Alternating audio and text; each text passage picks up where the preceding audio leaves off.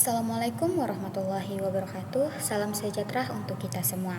Perkenalkan, nama saya Nurvila dengan NIM 22475019, Prodi Pendidikan Teknologi Informasi.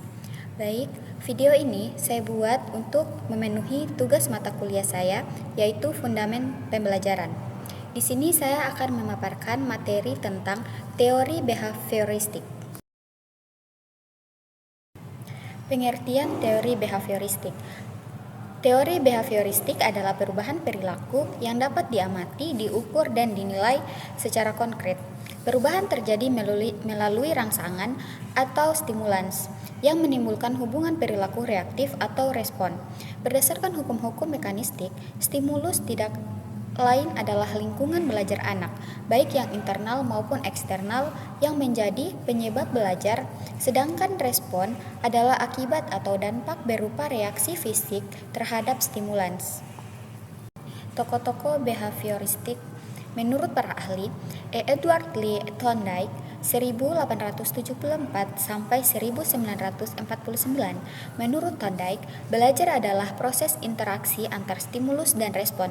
Stimulus adalah apa yang merangsang terjadinya kegiatan belajar seperti pikiran, perasaan, atau hal-hal lain yang dapat ditangkap melalui alat indera atau suatu perubahan dari lingkungan eksternal. Sedangkan respon adalah reaksi yang dimunculkan peserta didik ketika belajar, yang dapat pula berupa pikiran, perasaan, atau gerakan, tindakan akibat adanya rangsangan.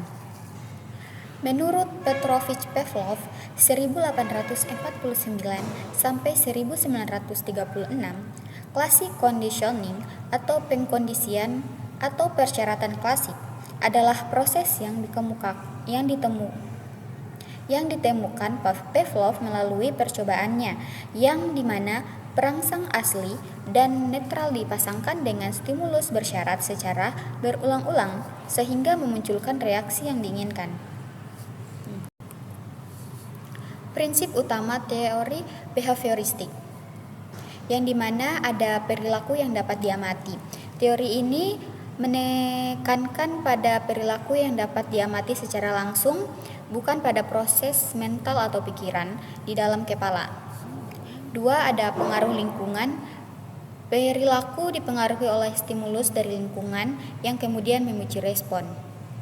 Ketiga, ada pengkondisian, yang dimana belajar terjadi melalui proses perkondisian, yaitu pembentukan asosiasi antara stimulus dan respon melalui penguatan atau semen atau hukuman. 4. Stimulus dan respon. Belajar dianggap sebagai hubungan antara stimulus yang diberikan dan respon yang dihasilkan. Ada penguatan atau reinforcement.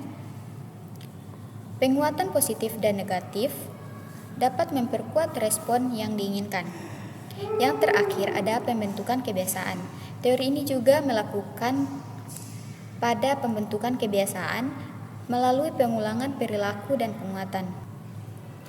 Pembelajaran dalam behavioristik. Behavioristik adalah pembelajaran yang menentukan tujuan dan indikator pembelajaran, menganalisis lingkungan belajar, dan mengidentifikasi pengetahuan awal. Peserta didik menentukan materi pelajaran, mengurai materi pembelajaran menjadi bagian-bagian, dan menyajikan pembelajaran, memberi stimulus pada peserta didik, mengamati dan mengkaji respon yang diberikan. Peserta didik memberikan penguatan baik positif maupun negatif, memberi stimulus ulang, mengamati dan mengkaji respon dari peserta didik, memberikan penguatan dan mengevaluasi hasil belajar peserta didik. Adapun hubungan teori behavioristik dengan perkembangan kognitif. Hubungan teori behavioristik dengan perkembangan kognitif, afektif, dan psikomotor siswa. Teori behavioristik berhubungan dengan perkembangan kognitif, afektif, dan psikomotor siswa, yaitu kognitif membantu siswa untuk memperoleh pengetahuan dan keterampilan melalui pengulangan dan penguatan, misalnya melalui drill dan praktek.